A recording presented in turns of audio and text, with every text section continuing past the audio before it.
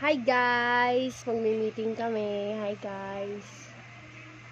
Oh, unang tanong. Favorite memories ngayong 2023? Yung wedding siya. Wedding. Me too. Wedding. Takeaways. Ano yung mga takeaways mo ngayong 2023? Ang takeaways ba? Mga napulot mo. Napulot? Oo, mga napulot mo ngayong year 2023. Pulot? Ako ngayon napulutan. Wala pera ko. Bakit? Ba't wala pera mo? Di ba nagkawala kayo nga 500 ka na nahulog? Kailan? Sabi ko, takeaways. Yung mga napulot mo dun sa mga nangyari ngayong 2023. Ano? Pulot pera agad. Awayin. Salagi. Utot mo. Least favorite things. Ano yung pinakaayaw mo ngayon 2023? Ngayon? Malamang 2023 pa lang. Least favorite things. Ano yung pinakaayaw mo gaano ngayong 2023? Parang hindi napipil yung Pasko. Bakit? Hindi tulad dati. Tagang papasko. Ramdam mo na eh. Ngayon parang kahit magpapasko na yung mga tao, trabaho ka rin. Masyadong broad yung sagot mo. Huh? Oo. Ikaw, Kasi yung ibang... Bakit ikaw hindi ka nakasagot? Ay, sir, tatanong ka ikaw, wala ka nakasagot. Ito na. Yung ibang mga tao kasi, mas mahalaga sa kanila yung New Year. Sinabi ko naman yun sa'yo. Ayaw nila ng Pasko. Diba? Parang mas... Sino ba gumawa ng New Year? Diba sabi ko sa'yo? Si Lord. O, bakit hindi mo man lang mapag-prepare yung December 25? Diba? Kahit sabihin na hindi naman talaga yung birthday ni Jesus. Mas mahalaga sa kanila yung New Year kaysa yung birthday ni Jesus. Yun yung bad. And then, life lessons ngayong 2023. Life lesson? Ano natutunan mo ngayong 2023? Light? Bibigay natin sa atin meeting. Utot mo, wala sa akin sa security. Bakit? Dito ko lang, binibigay ko ayos ka. Okay, salamat. Life lessons ko naman. Madami. Ano? Madami. Remove yung mga bad people. Tsaka ano yun?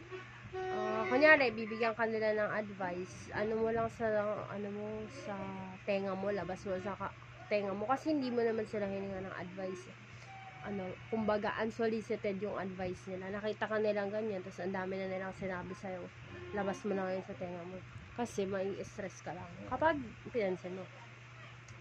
What we are proud of. Saan tayo dalawa proud, sabi? Saan ka proud? Contentment. Bakit? Kasi, Proud ako na tapos natin bayaran yung kay Jen. yun, isa pa yun. At least, di ba makapag-ito na next year? Oo, kahit konti. Next time, yung mga magkayaran, motor na nga lang problema. Oo. Tsaka pang tuition, pang compre, yun na lang mga ganun. How are you feeling emotionally? Emotionally? Oo, ano nararamdaman mo ng heart mo? Okay. Ano? Ikaw, ano nararamdaman ng heart mo, emotions mo? Wala naman. Hindi ka naman exhausted, rain, ganyan. Ano lang, nung pasukan na, exhausted, siyempre, malayo biyahe. Physically yun eh. Physically kaya, sana, relationship. Hindi, sa lahat. Wala naman, yun lang na. Ako naman, sa emotionally, up and down yan eh. Basta ganon. Totoo naman, may loves eh. Pag inaaway mo ko, palagi mo ko inaaway. Palagi, kahit di naman inaaway, sasabihin mo, galit. Eh, kasi nga, di ba, Kunyari, ganyan mo rin. Sabihin mo, ganito. di ba sinabihan ka na ng Gagawin. advice na wag nga daw ganun sa mga girls? Kasi, iba yung sa amin, iba yung sa mga boys. Gets mo? Ha? Okay. So, pag ganun, sabihin mo, sa'yo parang hindi yun galit. Eh, pag sa iba, parang galit. Oh! May charger ka na sticker na Squid Game. Oo. Akin yan eh. Akin yun. Binili ko yun. Binili ko yung pugot ulo yung Squid Game ko. Tingnan mo, pugot ulo yun. Tingnan. Ewan ko kung nasan. Saan ko ba nilagay? Ito, ay. Ewan ko, tingnan mo dyan. Nag-meeting pa kami. Istorbo ka. Oh, spiritually. Ano naramdaman mo daw spiritually? Bleh. Bless. Eh, pag na-dead ka, saan ka mapupunta? I don't know. Bakit hindi mo pa rin alam? Ha? Eh, Hindi pa din niya alam. hindi nga ka nagde-decide yan. Hindi si Lord yung magde-decide nun, Hindi na nga mahal. tayo. Ikaw ang magde-decide nun. Di ba tinanggap mo na siya sa heart mo? Ah, Oh, eh bakit hindi ka pa rin sure kung saan ka mapupunta? Heaven. Yay. Di ba nga, pag tinanggap mo na siya sa heart mo, meron ka ng gift na eternal life. Di ba naturo ko na yun sa'yo nung nakahiga tayo? Oh, dapat ready ka na kahit anong mangyari ganyan. Kahit sabihin hindi naman yun ina-expect, hindi ikaw yung magpuput ng danger sa self mo. Alam mo na yun na doon ka mapupunta kasi nga tinanggap mo siya sa heart mo. Eh kung hindi mo talaga siya tinanggap, joke-joke lang ang ginawa mo, eh doon ka talaga maano na, hindi mo sure. Gets mo? Or doon ka talaga sa masama. Tinan mo nga kahit masama ka pa ulit-ulit. Basta tinanggap mo siya. Hindi niya aalisin yung tinanggap, yung pagtanggap mo sa kanya. Nandun pa rin yung gift niya sa'yo ng eternal life. So, dapat, kahit kapag may kasalanan ka, hindi ka na ng tawad sa kanya. At sure mo naman na pag hingi ka ng tawad, hindi mo na uulitin. Kasi 'di ba, yung tao nga pag inulit-ulit mo kasalanan mo, naiinis. Ano pa kasi, Lord, 'di ba, pag inulit-ulit mo yun, gets mo? So sinabihan na rin kita na nakaraan, 'di ba, na kunyari may na-dead, mga na-dead. Lagi sinasabi, sa heaven yan, ganyan-ganyan. Pero tayo, na mga Christians, alam natin na kung hindi naman tinanggap ng tao to si God, si Jesus, hindi yun talaga sa heaven. 'Di ba? Pero yung mga tao sa paligid niya, sabihin, sa heaven siya mapunta kasi mabait siya, ganyan. Oo nga, mabait. Eh, wala naman siyang Christ. Hindi niya tinanggap yung gift ni Jesus na eternal life. Eh, di bala din. Gigets mo ba? Oh, so pag na-dead ka, saan ka pupunta? Heaven. Eh, physically, ano nararamdaman mo physically? Physical. Physical, Ayan. Ayan. ano nararamdaman mo physically? Ito ba? Hmm. Galit ka ba kasi mataba ka, my love? Ha? Galit ba ikaw? Hindi nga. Love naman kita kahit sabi ko. Gusto mo bang pumayat, my loves? Okay. Hmm? Okay. Papapayat lang na onte, hindi naman yung drastic mo, hindi nakakain. Oo, talaga lang Kahit yung mga dati-dati lang, hindi naman yung ting-ting na ano. Things we want to work on individually and as a couple. Study. Makatapos, mga graduate. Yeah. Yun lang? And happy family. Have kids. Chidos. Hopes and 1 dreams. dozen of kids. 2 dozen na. 3 dozen. Hopes and dreams for the coming year. Same, no? Same, di ba? Things we want to work on. How we can support each other. Yeah? How we can support each other.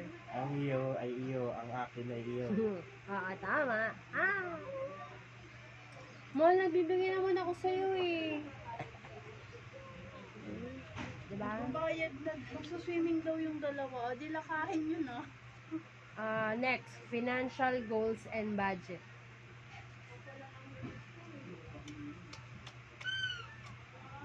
Mahal, financial goals daw. Ano?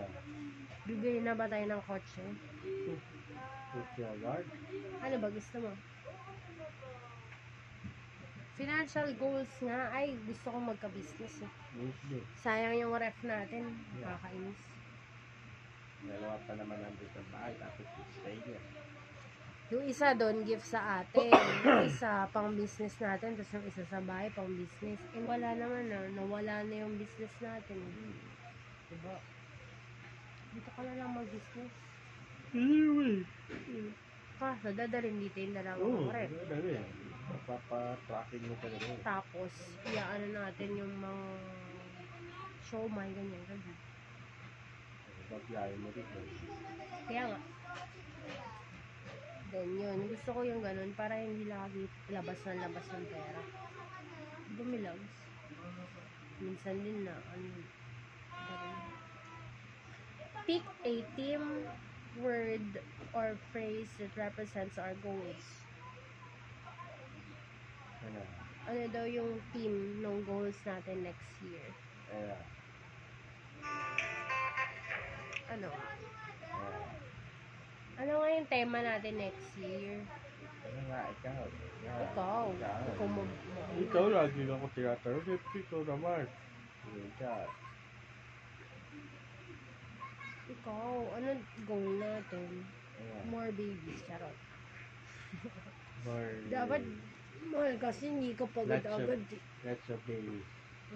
Pagod ka kasi lagi agad. Lagi kang pagod sa biyahe, kawawa ikaw.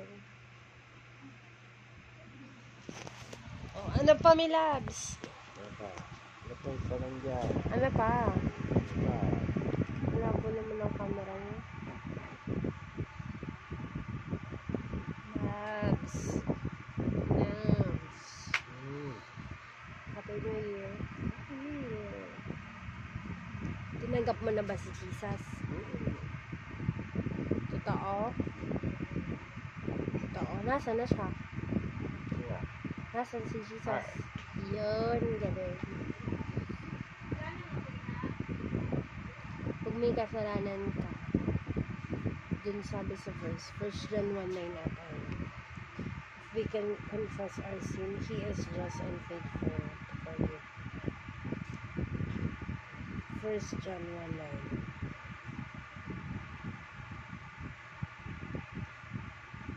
First John 1:9. I know. If we confess our sins, He is faithful and just to forgive us our sins and to cleanse us from all unrighteousness. O, diba? Natanggap mo na siya. O, i-confess mo sa Kanya na, Lord, nagkaroon ako ng kasalanan kasi ganito ganyan. Yan. Just short ako. Faithful na patatawaran ka niya. Naiintindihan mo yun? At lilinisin ka niya. Kaya nga yung sabi doon sa tinutugtog ko lagi ng kanta, diba? Yung kahit madumi ka, ganyan. Love ka pa rin ni Jesus. Mga, this year. Oh, ano pa sasabihin mo? I love you too. Naninibago ka ba na tayo magkasama ng New Year? Utot mo. Malaki ito. Yung tataa. Milabs. Pikit ka na, mag-pray ka na. Lakasan mo. Ikaw! Sabay. Ay! Ayaw mo mag-pray ah. Ikaw muna. Ako na magko-close. Eh, kaya mo naman mag-pray kahit masakit siya, no eh. Pag nagpipray, tawagin mo muna, Lord. Ganon. Usap muna kayo. Purihin mo muna si Lord. Tapos, patawarin ka muna sa mga kasalanan. Tapos, magpasalamat ka sa Kanya. Tapos, next nun, yung mga gusto mo na, yung mga kahilingan mo na. O, ikaw na. Hala. O, pikit ka na lang. Mag-pray na lang tayo. Pikit. Mag-pray ka. Mag-amen ka din, ha?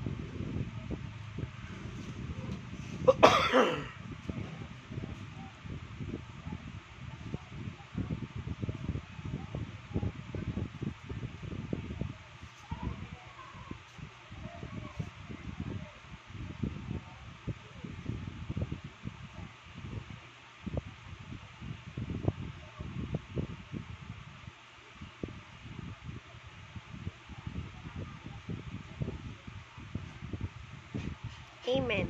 Ikaw na. Nag-pray ka? And love you. Kiss mo na ako. Kiss. Bye. Bye, guys. Bye, guys ka na, mahal. Bye.